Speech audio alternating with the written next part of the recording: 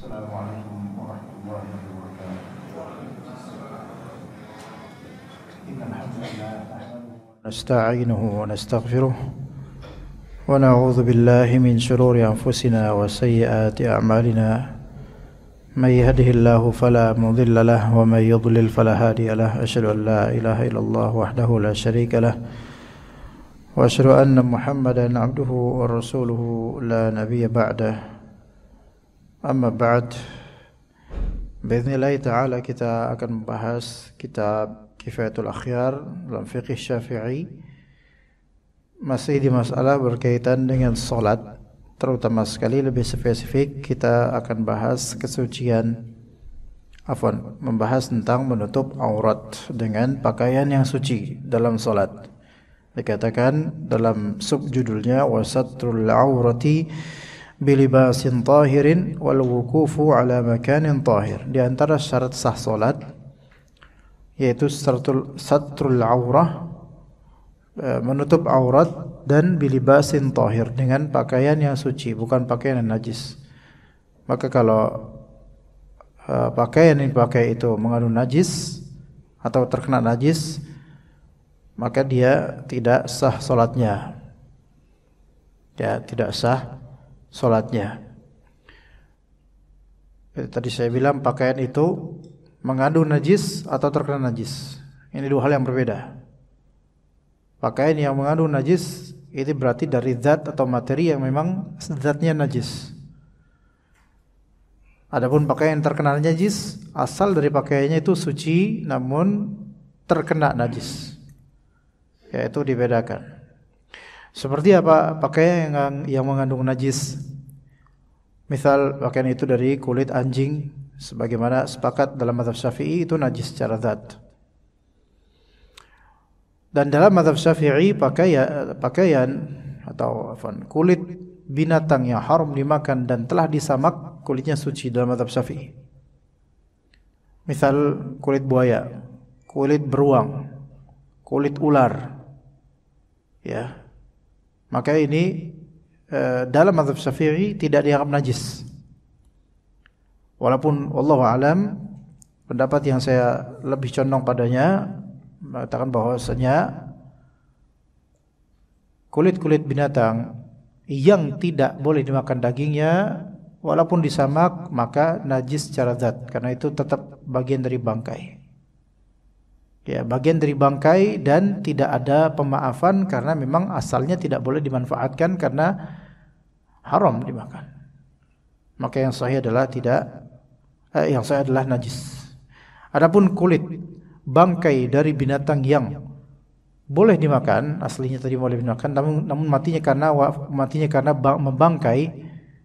Maksudnya membangkai ini yaitu tidak disembelih atau disembelih namun dengan kesyirikan, maka ini binatang haram dimakan karena faktor penyembelihan yang tidak baik, tidak benar, dan kulitnya boleh dimanfaatkan karena pada asalnya ini adalah binatang yang boleh dimakan. Namun binatang yang pada asalnya tidak boleh dimakan, maka kulitnya najis selamanya walaupun disamak. Seperti kulit ular, beruang, dan seterusnya. Adapun kulit kijang maka ini tidak apa-apa. Ya. Karena asalnya kijang boleh dimakan. Walaupun dia mati bukan karena sembelih, membangkai. Tidak boleh dimakan namun boleh dimanfaatkan kulitnya setelah disamak. Maka di sini menutup aurat dengan libas yang tahir itu harus. Nah, libasnya pakaiannya harus tahir. Adapun kalau pakaian atau hal yang ada di tubuh kita mengandung hal yang najis materinya, maka salatnya tidak sah. Dalam mazhab Syafi'i, dompet dari kulit ular itu tidak najis. Namun pendapat yang saya lebih condong padanya adalah itu tetap najis karena ular pada asalnya tidak boleh dimakan kecuali kalau ular tersebut ular air, bukan ular air, ular laut. Kalau ular laut maka boleh dimakan karena itu dalilnya dari Nabi SAW. Huwa tahuru ma'uhu al-hillu maitatuhu. Bangkai air laut apapun itu, bangkai binatang laut apapun itu halal. Termasuk dalamnya ular laut.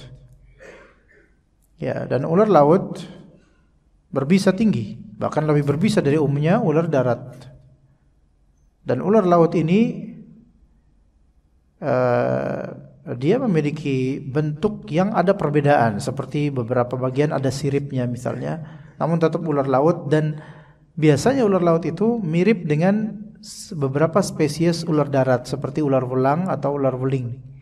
Makanya namanya juga sama-sama krait. Nama ilmiah itu krait, bukan ilmiah. Nama sebutan di baratnya welang-weling itu krait, banded krait. Ada yang sea krait, ada yang land krait, yaitu darat. Tapi hukumnya berbeda. Kalau ular welang-weling yang kita lihat di sawah atau di kebun dan semisalnya, itu haram dimakan. Ya.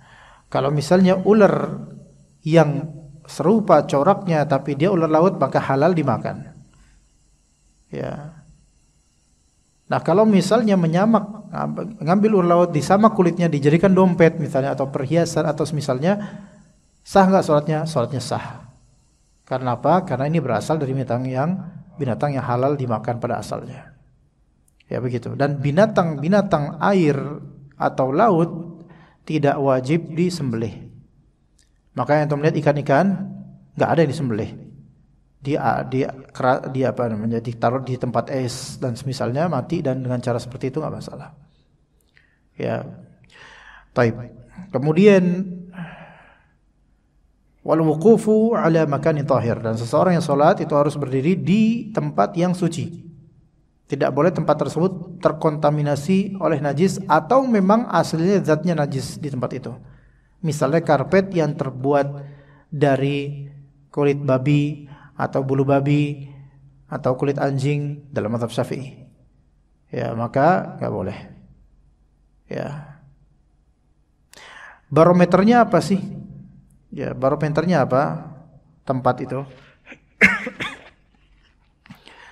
Yaitu barometernya pernah kita kasih tahu di sini, yaitu di area yang kita sujud di situ. Adapun di luar area sujud kita, maka itu bukan termasuk sehukum dengan tempat kita. Ya, misal antum saat di sini dan di sebelah sini ternyata ada tai kucing misalnya, maka itu tidak masalah dalam artian secara fikih keabsahan salat. Ya, secara penciuman ya masalah lah, kayak enak lah, mana bisa kita salat kayak gitu, ya. Taib. Dikatakan oleh penulis yaitu Syekh Taqiyuddin Al-Hisni rahimahullah, amma taharatul libasi wal makani 'anil najasati faqad marra. Adapun tentang kesucian pakaian dan tempat dari najis, maka telah berlalu pembahasannya. Sekarang wa amma satrul aurah, adapun menutup aurat, fawajibun mutlaqan, maka wajib secara mutlak hatta fil khalwati wadh-dhulmati 'ala ar-rajih, walaupun sendiri, walaupun di tempat gelap. Ini menurut pendapat yang lebih tepat, lebih rajih. Di khalwat, yaitu di kamar sendirian, maka dalam madhab, pendapat yang rajih dalam pendapat yang kuat dalam madhab, tetap wajib untuk menutup aurat. Ya, ini dalam pendapat yang kuat dalam madhab. Walaupun sebenarnya kenyataannya dalam beberapa kondisi itu sangat sulit. Namun perlu diketahui jemaah, aurat itu kan terbagi menjadi dua. Ada aurat yang sughra, ada aurat yang kubra. Aurat sughra itu aurat yang kecil, dalam artian dia bisa terlihat ketika kita dalam keadaan santai bersama. Itu sesuatu yang bukan tabu untuk dilihat. Itu aurat sughra, aurat kecil. Adapun aurat kubra, maka ini intinya aurat yang bagaimanapun juga tidak boleh dilihat kecuali oleh sepasang suami istri. Ya. Taib. Rambut perempuan aurat bagi non mahram. Ya. Aurat bagi non mahram. Betisnya aurat bagi non mahram. Ya. Bahkan afwan, sebagian fuqaha menganggap bahwasanya bagian dadanya juga aurat sughra bagi non mahram. Kenapa disebut aurat sughra? Karena bagi family-nya, bagi keluarganya, hal-hal tersebut jika terlihat, maka itu bukan hal yang tabu biasa. Adiknya mungkin melihat rambutnya, lehernya, ya sebagian dari bagian punggung atau dadanya misalnya.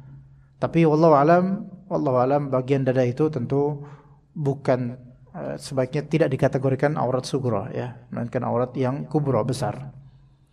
Makanya dalam khitbah, melamar atau nazar ketika mau sama seorang perempuan dengan niatan ada keinginan untuk menikahinya, maka disyariatkan kan nazar. Para ulama berbeda pendapat mengenai batasan nazar. Aurat yang diperbolehkan untuk nazar bagi laki-laki kepada si perempuan. Kalau perempuan kepada laki-laki mah nazarnya enggak usah jauh-jauh, cukup lihat mukanya aja sama dompetnya udah selesai. Nah, tapi kalau misalnya laki-laki harus melihat fisik.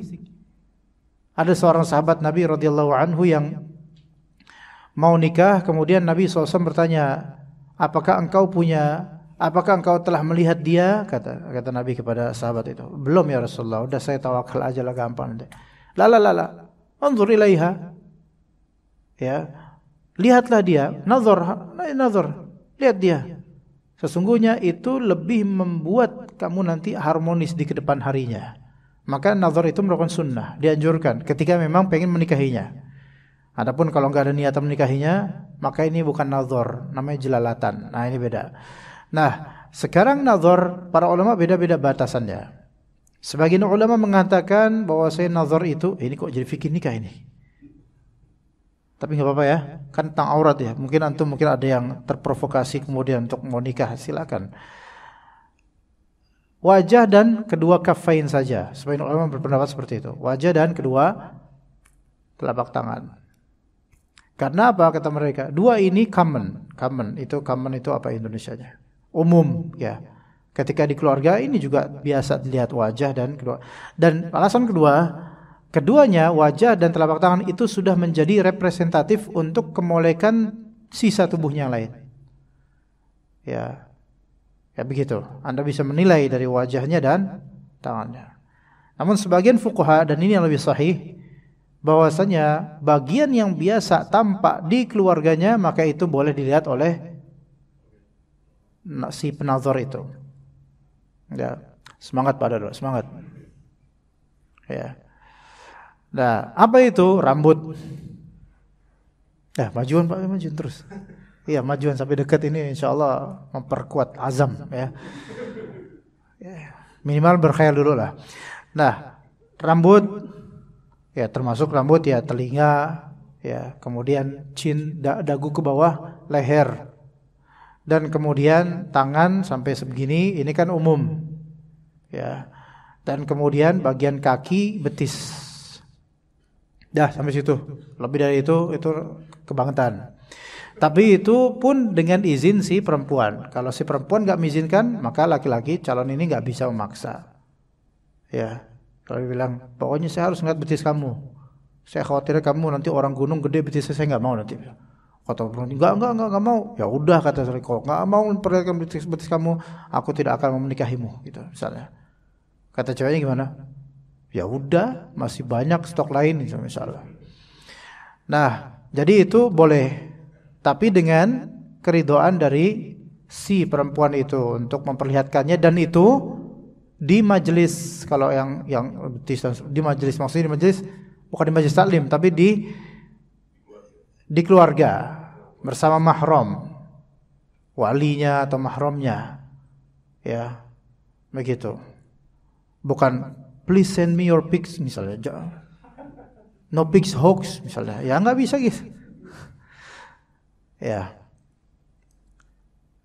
Nah, satul aurah itu wajib, baik dalam khalwat di sini menyendiri.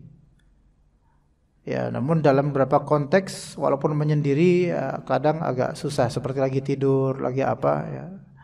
Kalau di kamar mandi jelas dimaafkan kalau itu, karena memang itu tempatnya. Wa zulmah dalam keadaan gelap, menurut pendapat yang rajih, yaitu dalam keadaan gelap itu diperintahkan, diwajibkan untuk tidak membuka aurat. Tapi aurat wallahu alam mungkin yang dimaksud di sini adalah aurat yang kubra, yang besar. Aurat kubra seperti apa yang besar itu? Kalau laki-laki Ya jelas kemaluan belakang depan itu aurat kubra. Ya. Kalau perempuan wallahu alam dari dadanya sampai pahanya, maka ini aurat kubra perempuan. Seperti itu. Ya. Lianna Allah Ta'ala ahaqqu an yustahya minhu. Karena Allah Subhanahu wa taala lebih berhak untuk kita malu padanya. Ini menurut pendapat yang rajih bagi beliau. Sawa'un kana fi sholati wa ghairiha, baik itu ketika salat atau di luar salat. Wal 'auratu fil lughati an-naqsu wal khalal wa ma yustahya minhu. Aurat secara bahasa maknanya adalah naqs, kurang, khalal. Khalal itu ya aib atau kekurangan. Wa ma yustahya minhu, dan hal yang malu darinya, hal yang dianggap memalukan. Itu aurat. Aurat ini artinya seperti itu, kekurangan, kecacatan dan hal yang mempermalukan pemiliknya. Ya. Tetapi bukan berarti aurat itu jelek dalam artian enggak memiliki specialty atau keindahan. Ya, aurat terutama tubuh perempuan aurat yang mana itu memiliki keindahan yang disukai oleh para pria. Lah, kalau disukai kok kenapa disebut naqs, kekurangan, bukankah itu suatu kelebihan? Betul, suatu kelebihan secara zat, bentuk dan kemolekannya, tapi kekurangan dari segi ketika ia ditampakkan. Maka siapapun yang menampakkan aurat, maka itu menunjukkan kekurangan keagamaan dia. Ya, begitu. Termasuk bapak-bapak nih, sore-sore capek nabun, ya, namun Pak bakar sampah, buka baju, kelihatan udelnya, gentayangan kemana-mana, dan cuman pakai celana pendek dan kelihatan auratnya. Maka ini merupakan kekurangan dalam beragama, naqs, aib, kurang dan memalukan. Iya, bagi orang beragama ini memalukan. Wa hiya huna ma yajibu sitruhu fi shalah. Dan ini yang wajib ditutup dalam salat. Thayyib. Laki-laki umum kita auratnya dari mana sampai mana Pak? Dari bawah pusar sampai atas lutut. Dan pusar secara bentukan itu bukan aurat. Tapi bawahnya langsung itu udah aurat dah kelas. Jadi kalau ada kelihatan pusarnya sedikit itu ya ngapain gitu memperlihatkan itu juga sih. Tapi kalau misalnya kelihatan lah gitu misalnya, maka itu belum sampai disebut membuka aurat, kecuali kalau bawahnya juga sedikit agak kelihatan, itu sudah membuka aurat. Hanya saja dari segi muru'ah dan kewibawaan, tentu memperlihatkan pusar bagi laki-laki itu menurunkan kewibawaan. Adapun lutut yang sahih adalah itu bukan aurat. Jadi kalau dengkul atau lututnya itu kelihatan, maka itu tidak menampakkan aurat. Tetapi kalau udah ke atas lutut walaupun sedikit, maka itu sudah menampakkan aurat. Ya, apalagi kalau di keramaian, maka lebih dilarang lagi menampakkan aurat, seperti antum main futsal. Antum main futsal pakai celana pendek. Nah, dilihat pendeknya seberapa. Kalau selutut, maka itu insyaallah masih ditolerir. Tapi kalau kependekan, udah gitu antum pengen gaya retro kayak World Cup 1986, kemudian pakai celananya pendek banget, maka ini haram. Ya, terserah mau pahanya gudikan atau gimana, pokoknya aurat ya aurat. Enggak ada yang nafsu kok sama paha saya, walaupun orang muntah ngeliat paha antum, tetapi tetap itu aurat. Karena nasnya seperti itu, dalilnya itu aurat dah, walaupun jelek pahanya atau mungkin gudikan banyak skrupnya dan seterusnya, itu aurat. Ya begitu. Ya, wa hiya huna ma yajibu sitruhu fi shalah, ini wajib tutup dia di salat. Wa dalilu ala anna sitruha atau satruha syartun li sihhati shalah qauluhu sallallahu alaihi wasallam, dalil bahwasanya wajib untuk menutup aurat dalam salat untuk keabsahan salat adalah perkataan Nabi sallallahu alaihi wasallam, la yaqbalullahu salata haidin illa bi khimarin. Allah Ta'ala tidak menerima salatnya perempuan yang haid kecuali dengan khimar. Nah, ini pahami baik-baik. Perempuan kalau lagi haid emang enggak sah salatnya, karena enggak boleh salat bahkan. Tapi maksudnya haid di sini adalah perempuan yang memang sudah haid, berarti sudah baligh. Ya, kalau belum baligh kan dia masih kecil berarti. Ya, maka mau sholat kayak gimana pun ya sah-sah aja gitu loh. Oke-oke aja. Tapi kalau udah baligh, udah haid, maka harus memakai khimar.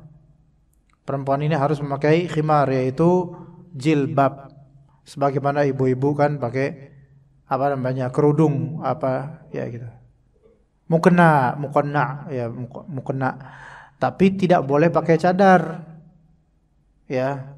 Enggak bisa pakai cadar, enggak boleh, dan bahkan enggak sah jadinya. Jadi khimar yang menutupi seluruh auratnya. Ya, rambut jangan kelihatan. Begitu, itu khimar ya.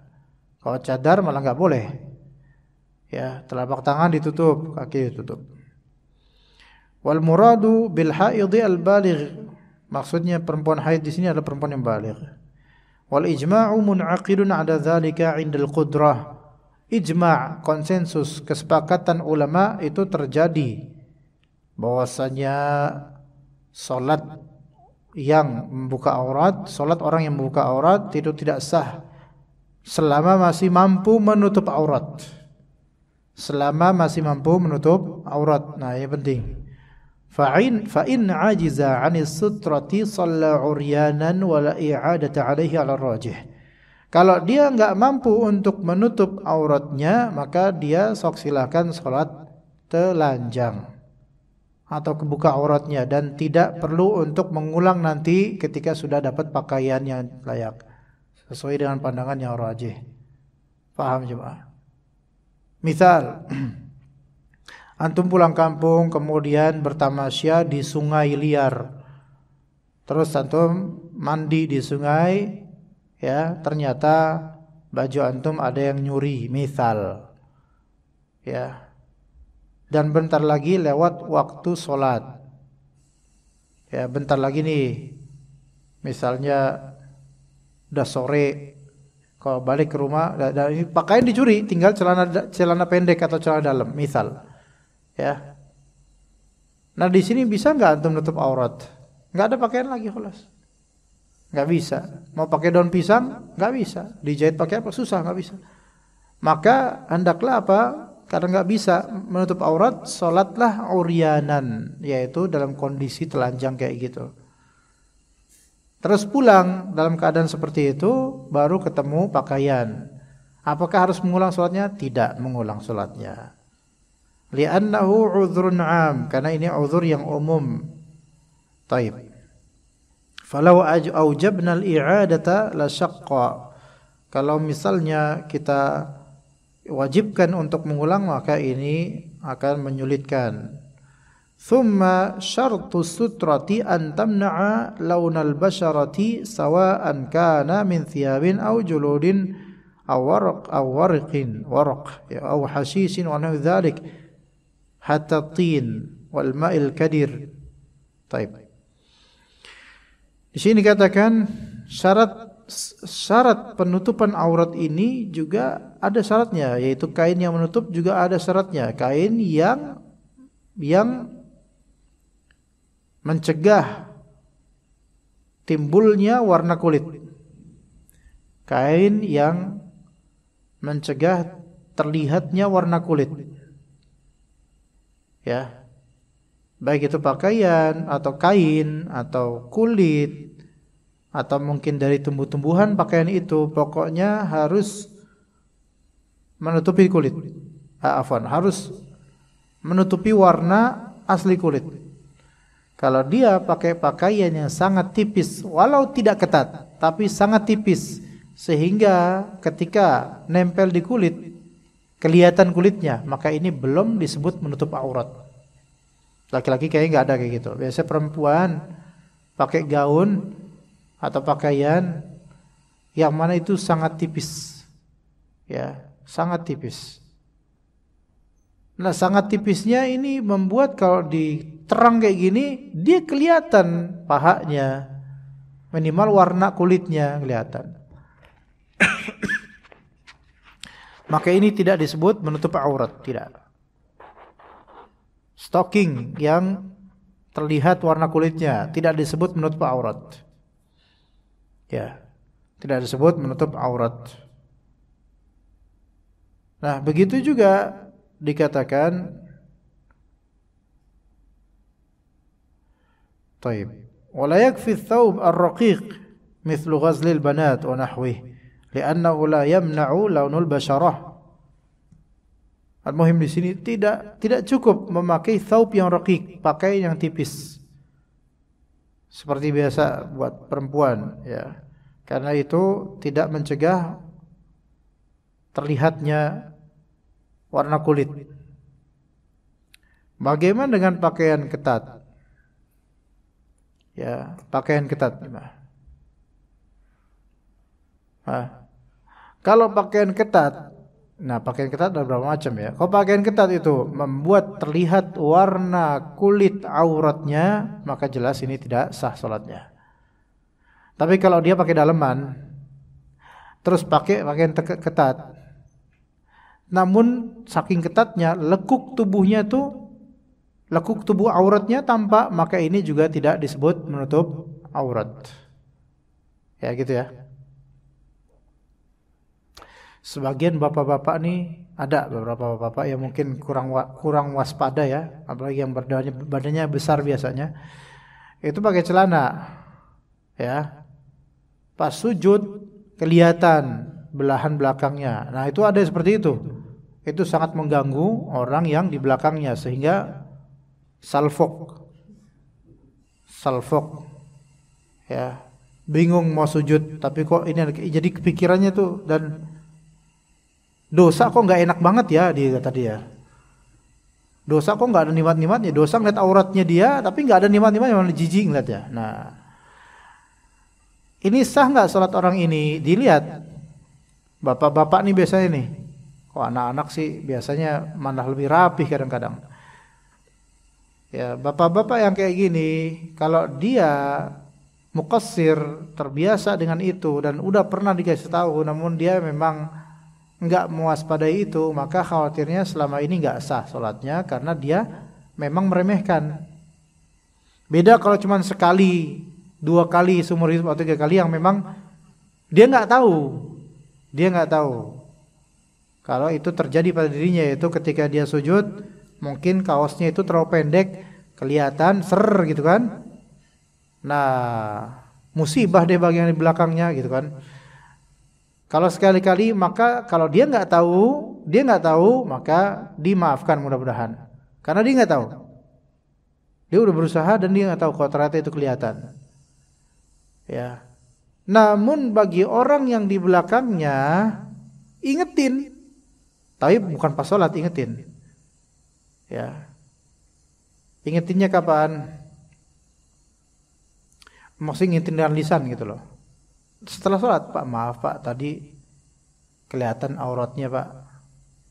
Pas sholat, pas sujud, Bapak mungkin bisa ulang lagi Pak, gitu. Gitu. Lihatin sebagai amar ma'ruf nahi munkar gitu, lihatin. Ingetin ya. Apakah boleh ketika dia lagi sholat nih, lagi ruku' atau lagi sujud di sholat sunnah, kita lagi baca Quran belakangnya, boleh nggak kita tutup? Plok, gitu. Paham nggak gambarannya Pak? Mau dicoba nggak sih? Kalau diperagakan sebenarnya membuat antum makin paham sebenarnya, cuman kayaknya nggak ada yang mau deh. Ya. Lagi sholat dia di sini loh, sholat sunnah, kelihatan bagian belakangnya, belahannya ini aurat ini.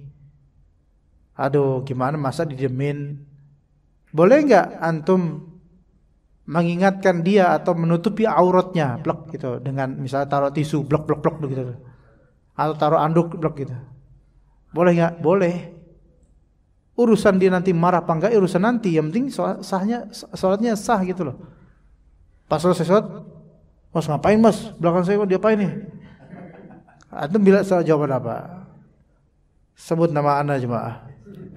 Kata Ustaz, karena ana waktu itu nggak bakal ada di situ insyaallah, jadi nggak bakal diapain sama dia. Ya boleh benar.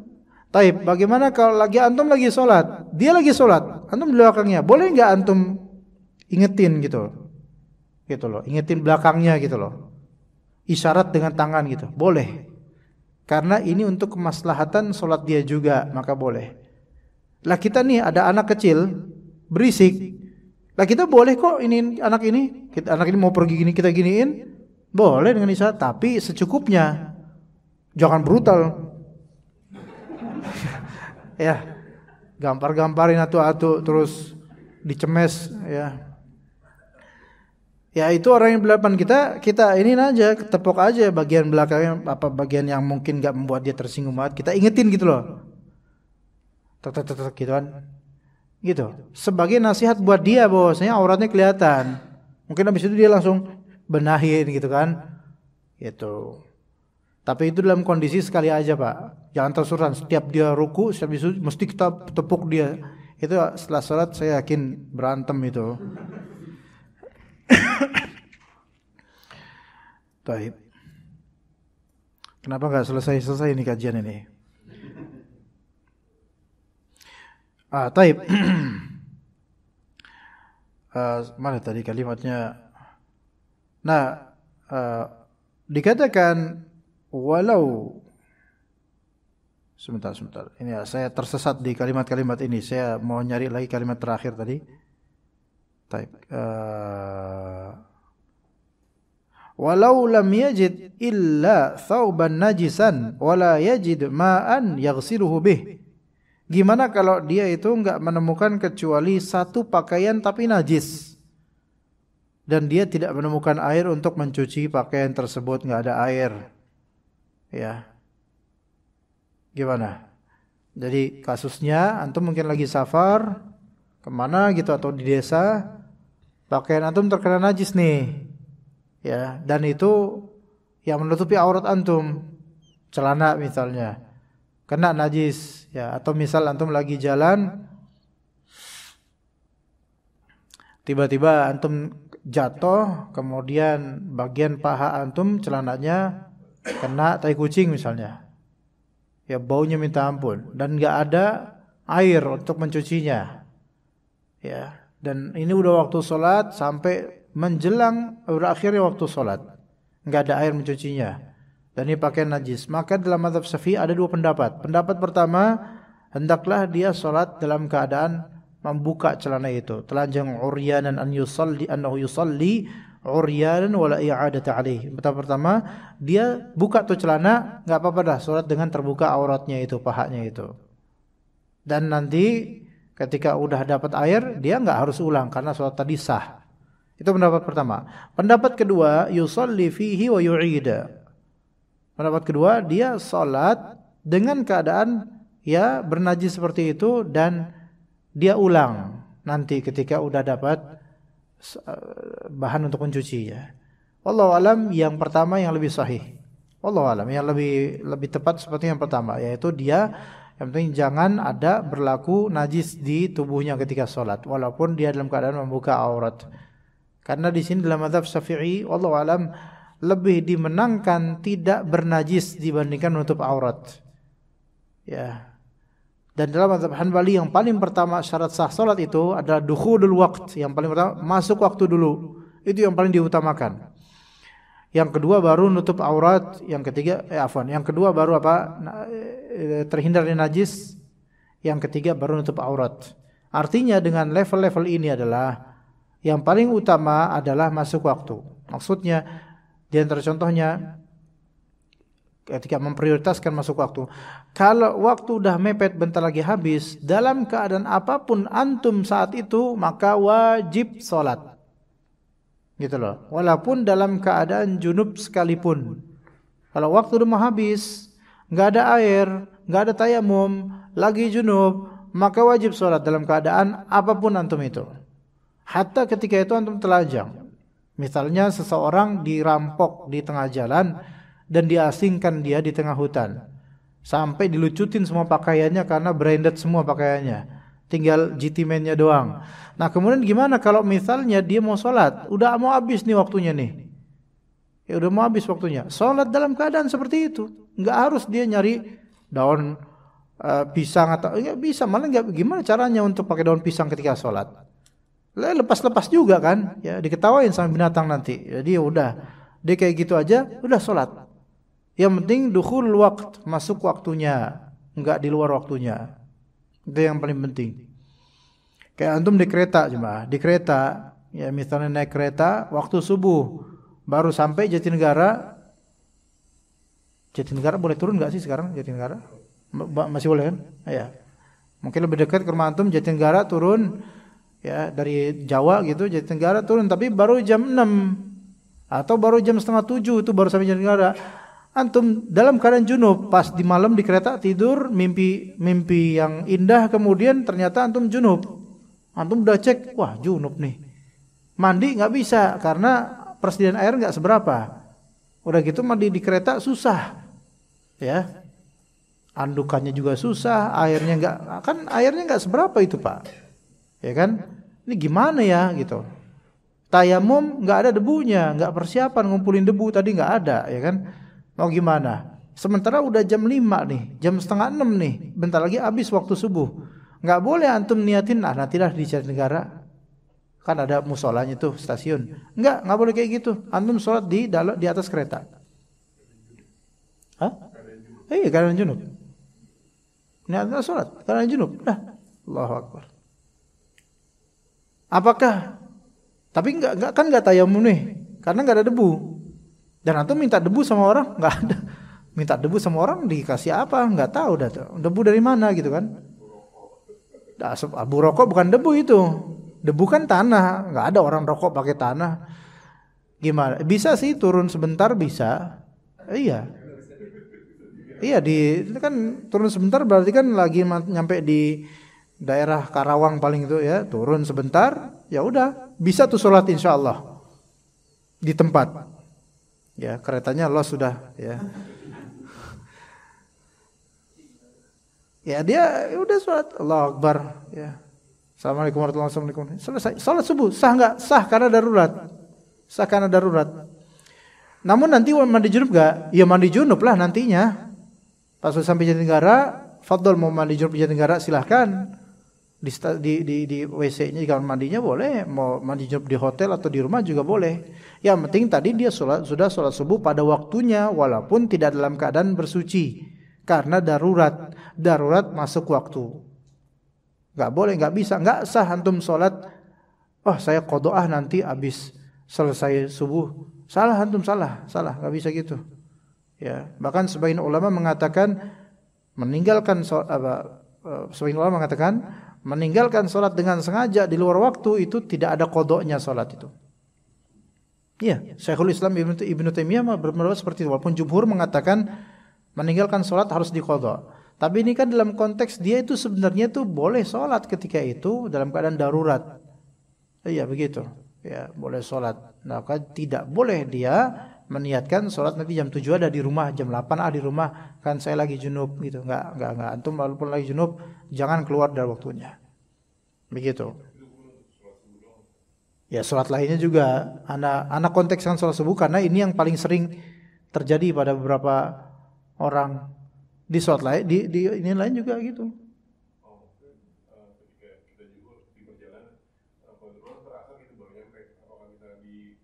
Kalau itu bisa, itu nggak harus antum malah lebih diharuskan jamak takhir. Jamak takhir kalau misalnya sampai rumah atau sampai Jakarta jam setengah atau jam 3-an sore yang itu dekat dengan asar.